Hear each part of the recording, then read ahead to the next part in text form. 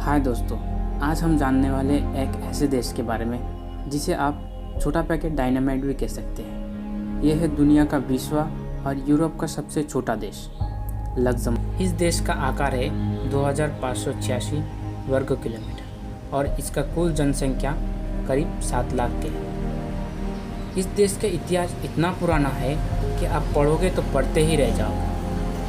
इस देश के बारे में एक और बात है, कहा जाता है यहाँ के एक राजा ने एक किला बनाया था जिसका नाम लुइसिन बरूच था। उसके बाद ही इस देश का नाम लग्जमबर्ग रखा गया।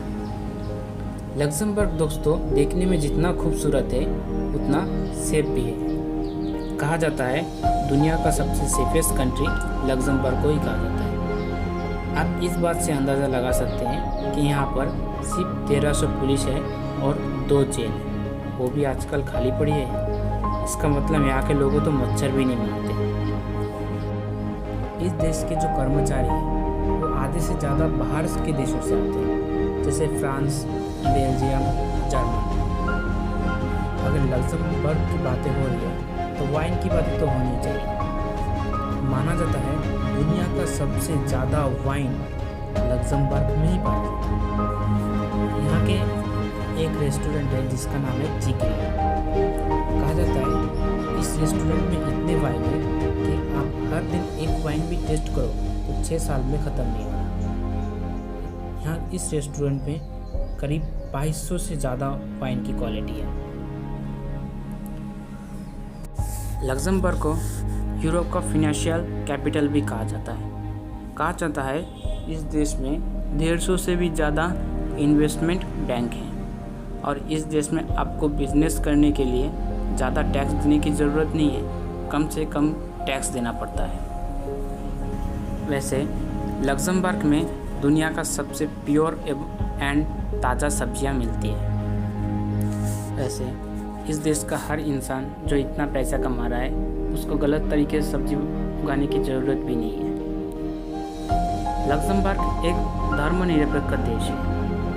इस देश का 87% लोग रोमन कैथोलिक हैं, बाकी जनसंख्या यहूदी और मुस्लिम है।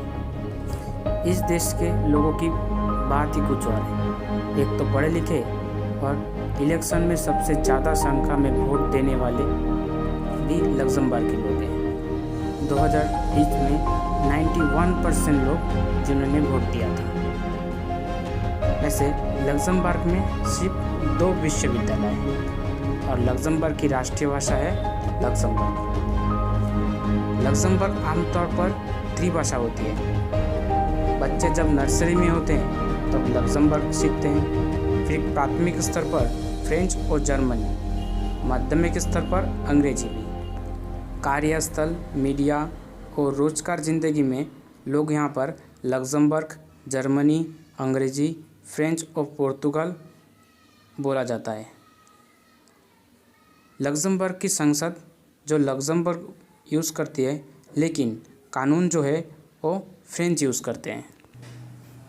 वैसे लग्जमबर्ग शहरों के नीचे एक ठोस चट्टानों से 17 किलोमीटर दूर भूमिगत सुरंगें हैं जो 1644 में बनाया गया था, जो द्वितीय विश्व युद्ध में एयर राइड होल्डर के रूप में किया गया था।